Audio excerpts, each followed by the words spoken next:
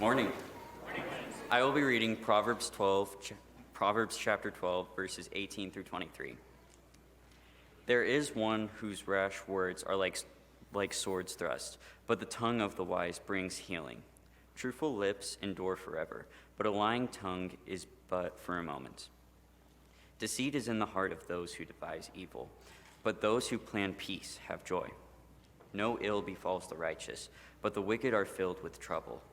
Lying lips are an abomination to the Lord, but those who act faithfully are his delight. A prudent man conceals knowledge, but the heart of fools proclaim folly. Hey, listen, which of these two ties do you prefer with this? You only want to ask about the ties? You feel good about all of this? Yeah, do you not like the ties?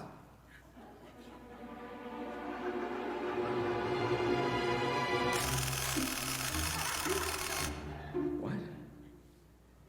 No, I'm not a blazing hot new Dorito. What? Sorry, I was trying to say...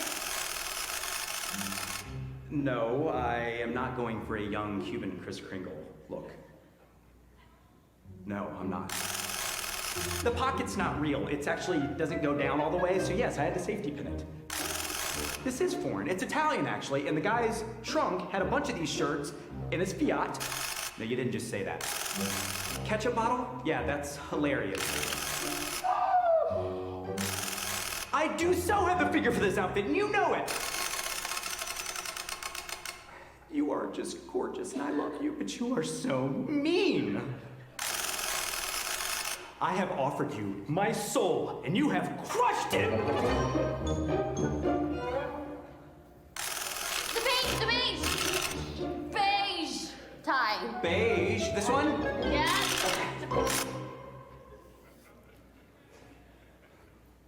Well, good morning, Mesa family. For those that don't know me, I am David Hinkle. I am Jackie and Francis Hinkle's son, and it's an honor and pleasure to be here this morning to be able to worship with you guys and be able to bring the message to you this week. And if everything goes well, I'll do it again next week as well. We'll just have to see how it goes with this, because you never know, I might get in trouble with my big mouth in place. So what I've decided to do is we're going to do a little mini series here. So we're going to do 2 lessons that are going to go together and work together. And I'm calling the series, Me and My Big Mouth. I would like for you to all repeat this with me. So on the count of 3, we're going to say, Me and My Big Mouth. You ready? 1, 2, 3. Me and my big mouth.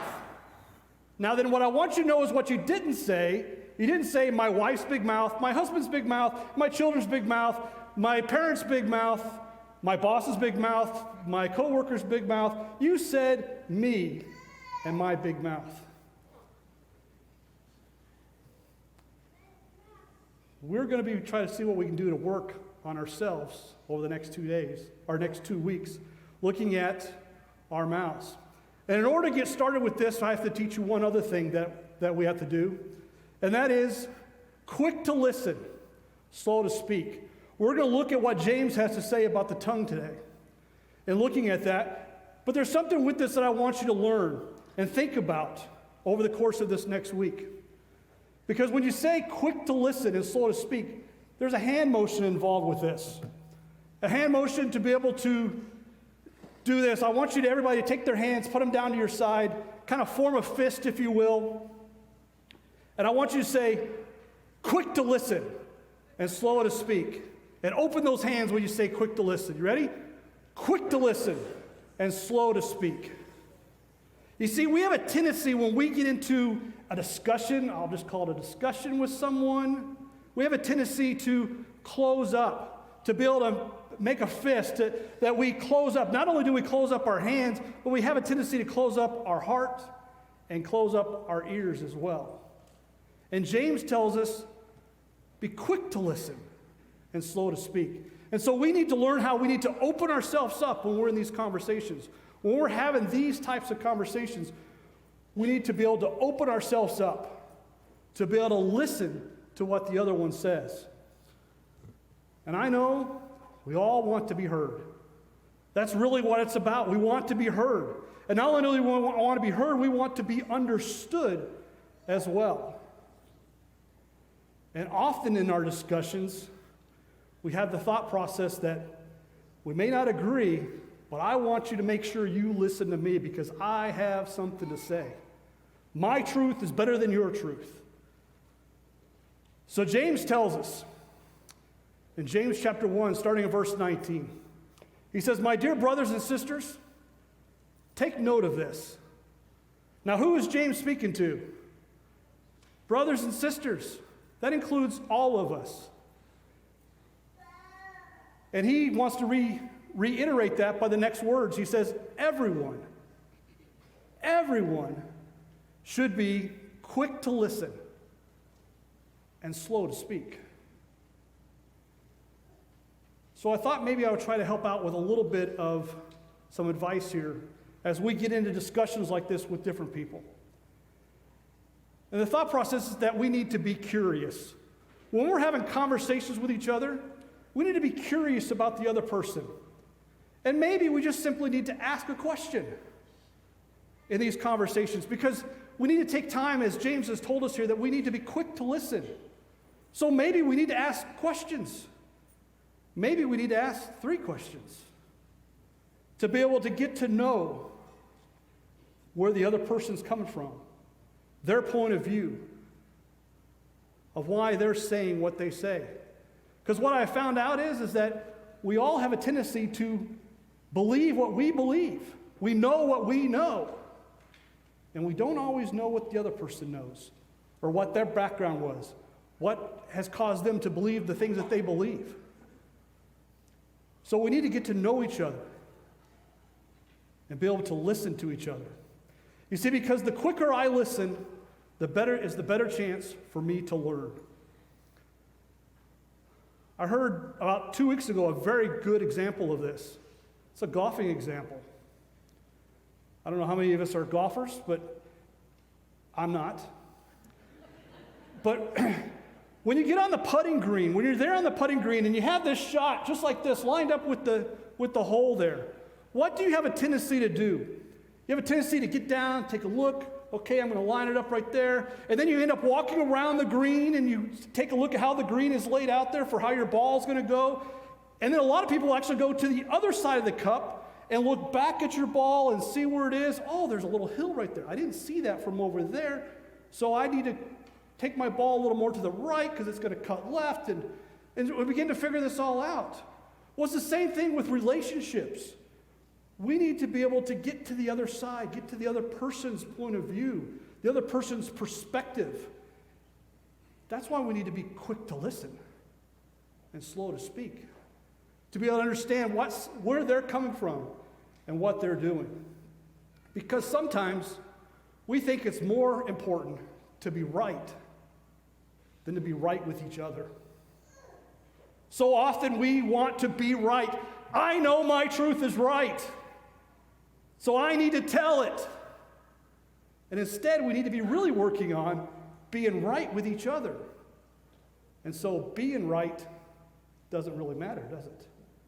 Because I need to be right with you, and you need to be right with me, which means we need to be listening to each other. James goes on to say, not only do we need to be quick to listen and slow to speak, we should also be slow to become angry. See, I believe that the longer you listen, the more you learn about that other person, the less chances that you're actually going to be angry leaving that conversation. Did you know that God gave us a pause button? He really did. God gave us a pause button. We have the ability at any time, in any type of conversation that we're in, we can hit the pause. We can shut our mouth and be quiet at any point during the conversation. It's not a button we like to use very often, but we do have the ability to actually pause and stop and think. A button that we should probably use a whole lot more often. What I really wish we had is a rewind button. That's the button I wish we really had. We don't have that. Men, have you ever walked up to a woman and asked, when's the baby due? Only to find out she's not pregnant. They say the average man will only do that once. Some of us are above average, though, I just have to tell you. I have a friend of mine, his name is Brendan. Brendan's a plumber, and I've known him for about 25, almost 30 years now, that we've done a lot of work together. And there was a time in our life that we talked to each other almost every single day. And his dad was in the process of dying. He's from Ireland. His dad lives in Ireland. And every time I talked to Brendan, I'd be asking him, hey, how's your dad doing? And he'd tell me the update of where his dad is, what the situation is, and how his dad is doing. Well, one day Brendan called me and says, my dad passed away. I'm going to end up, for the next 2 weeks or so, I'm going to fly to Ireland and take care of our family needs and everything else. Well, after that 2 weeks was over, Brendan came on one of my job sites and we started talking and conversing. And all of a sudden I said, hey, how's your dad doing? And he just smiled at me. He says, my dad's doing great. And I thought, whoa, I wish I had a rewind button, because it had become part of our conversation that every time I talked to him, I asked him that same question. And I was just in that position to ask him again. But yet, it wasn't the right words to say, was it? But he handled it so well with just that big old smile Brendan can do, and says, he's doing great. You know, words are powerful. Words shape us. Not only to us, over us, and about us. Words that are used shape who we are. If you think about the words that you were teased at when you were a little child, even through your teenage years, and maybe even into your adult years as well, those words that you heard about yourself, they end up shaping who you are. Words are not equally weighted. I can say one word to you and it means one thing, and I can say another one and it means something else. Words are not equally weighted. The source isn't equally weighted as well. I know when we had young boys in our house, as we were raising them, there were times that Kinder would ask them to do something. Now, I can tell you, our boys were pretty good. They usually did whatever Mom asked. But there was a time or two where Kinder would say, David, can you go tell the boys to do this? Because they're not getting it done.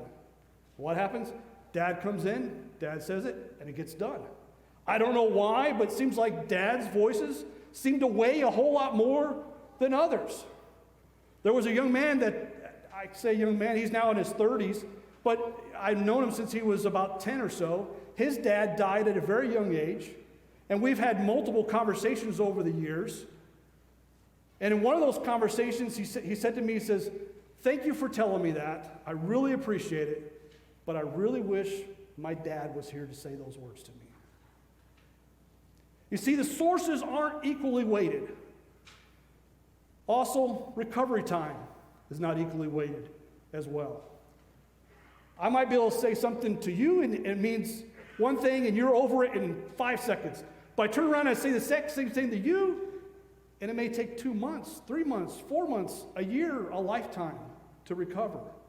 We all have different recovery rates when it comes to the words that we use with each other and how we use them.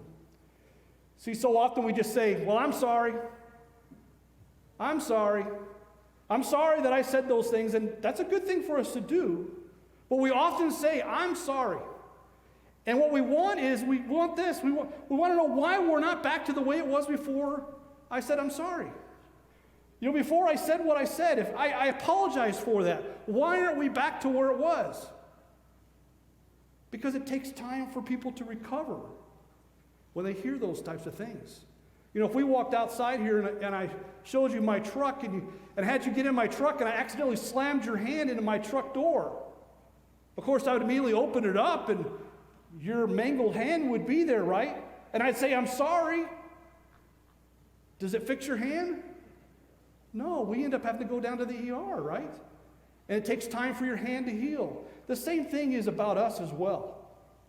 The exact same thing. It takes time for us to recover. We're not always back to where we were after we say, I'm sorry. You see, we've got to learn how to be quick to listen and slow to speak with our words. James continues on in chapter 3, and he says, we all stumble in many ways. Who stumbles? All. We all stumble in many ways. And he says, anyone who is never at fault in what they say is perfect. Do you hear what he says here? James says, if you're able to have perfect speech, if you're able to say the right thing in the right moments all the time, you're perfect. That's what James is saying here. Anyone who is never at fault in what they say is perfect. And if they're able to do that, guess what? They're able to keep their whole body in check. Now, James does not say it's impossible, I think, but it is definitely hard, is it not, to keep our tongue in check and therefore keep our whole body in check. But James goes on and says, let me give you some examples of these things. When we put bits into the mouths of horses, you ever put a bit inside of a horse's mouth? I have one time, one of the hardest things I ever tried to do. Probably the reason why I've never done it again. But I know people who do it, it's done. I mean, who do it over and over and over again. But he says when we put bits in a horse's mouth, we make them obey us. And in turn, we can turn the whole animal. It's something small, just a bit, that goes in their mouth, and we're able to turn that horse wherever we want it to go. Or James says, you don't like that example? I'll give you another example. Take ships. Take ships, for example. Although they're large and they're driven by strong winds, they are steered by a very tiny little rudder, wherever the pilot wants to go.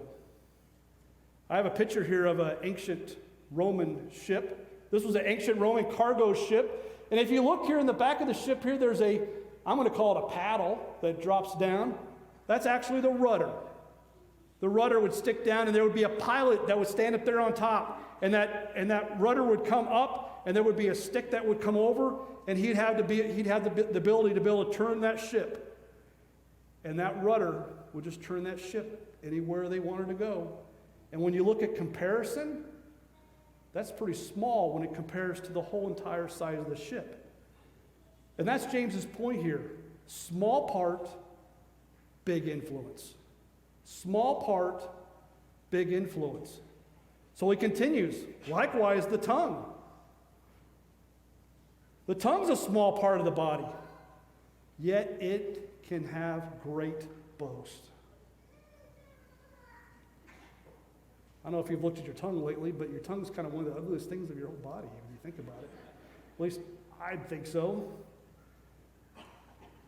And yet, it can boast such great things, such huge things that we can say about our tongues or about each other. James goes on, he says, consider what a forest fire, what a great forest fire set on a fire by a small spark. You know, that right there can turn around and do that right there. And then do that. All from this. And James wants to make that point. That a small thing in our body, when you talk about our tongue, it's only about 4 inches long. Did you know that there's about 8 muscles in your tongue? And your tongue muscles never get tired. They never get tired. The rest of our muscles, they get tired. But not our tongue.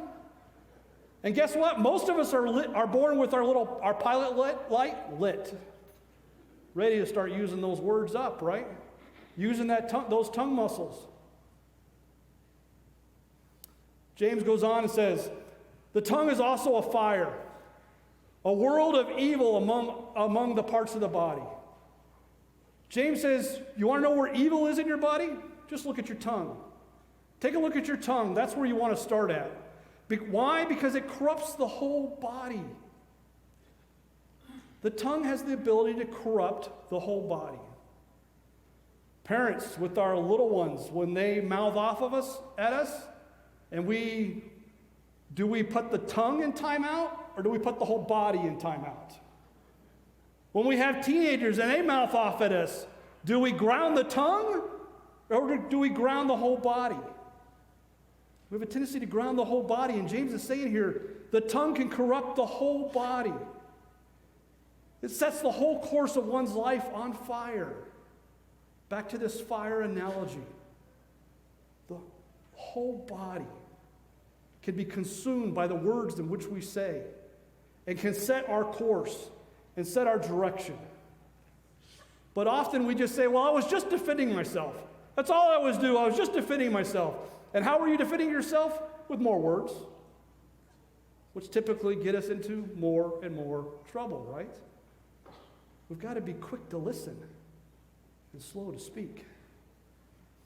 But if you start a fire accidentally, guess what? You're still responsible for the fire you started.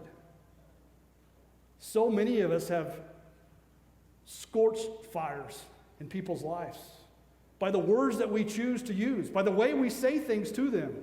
We have burned down many a tree, ruined many a life because of the words sometimes that we use.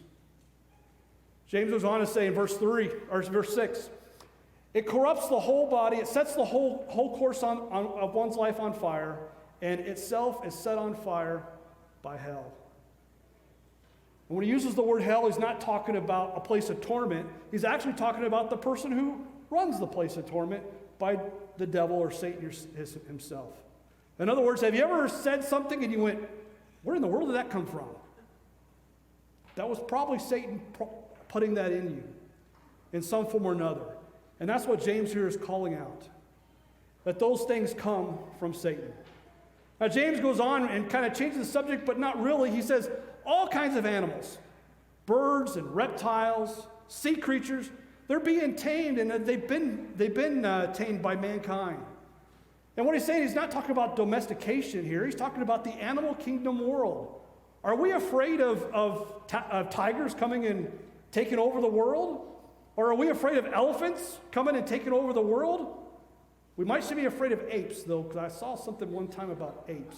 But we shouldn't be afraid of the animal world, because we've tamed the animal world, have we not? And James is saying, listen, we've tamed the animal world.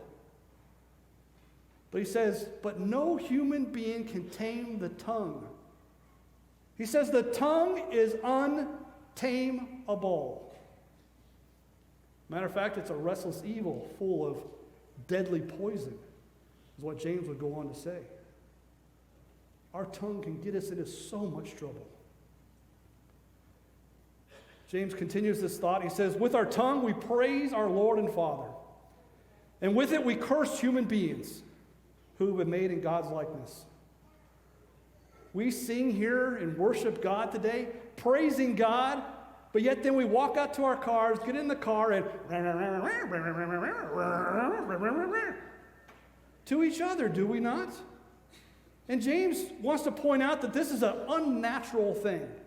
And he goes on by saying, out of the same mouth comes praise and cursing, but brothers and sisters, this should not be. This is not the way we should be living. We should not be living this way at all. If we're going to praise God, then we need to be praising everything of God's, which means God's creation, and we are all part of his creation, right? And we should be having those kind of words that are appropriate to be using with God as we use with each other as well. Not be knocking everyone down. And he gives us, let me give you some examples, he says. Can both fresh water and salt water flow from the same spring? Well, the answer, of course, is no, it cannot.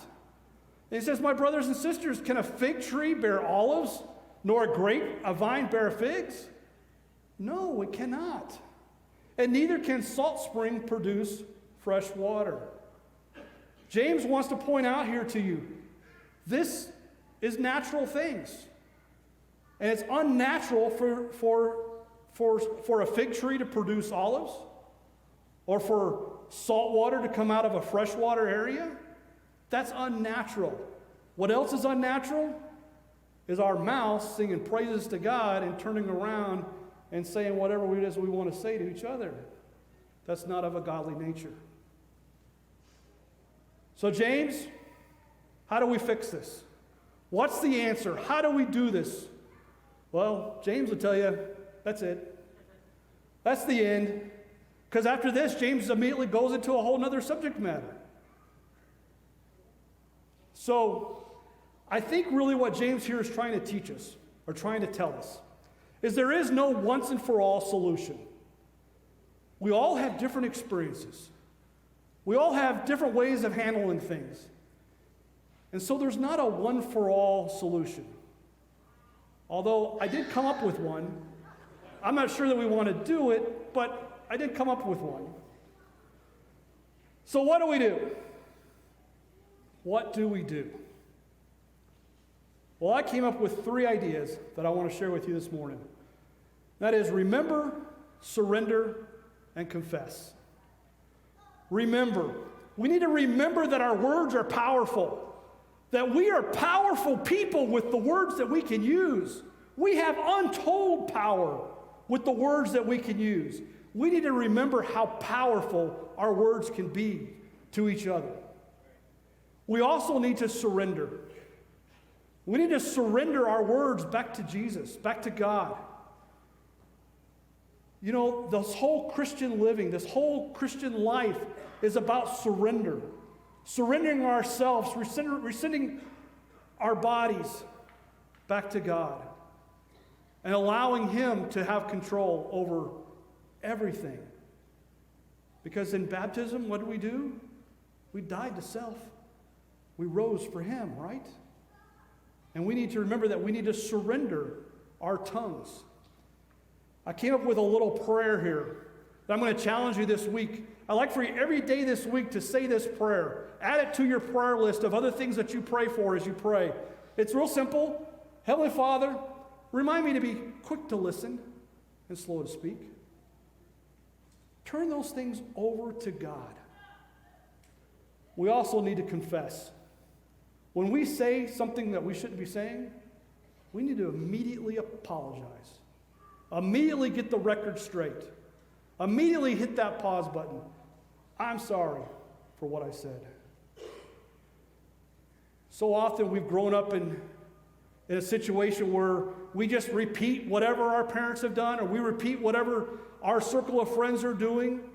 But what we really need to do is we need to break that cycle. And we need to be followers of Jesus. And listen to what James has said to us about what our speech is. Because James tells us, I think, 2 things here that are very important. Our words, they're powerful. We can be very powerful. But the tongue cannot be tamed. But it can be guarded or controlled. You see, we need to be quick to listen and slow to speak with each other. Maybe this morning there is someone here that's having struggle with their tongue. Maybe you have struggled with something else in your life. And so I'm going to ask that you now come forward as we stand and sing.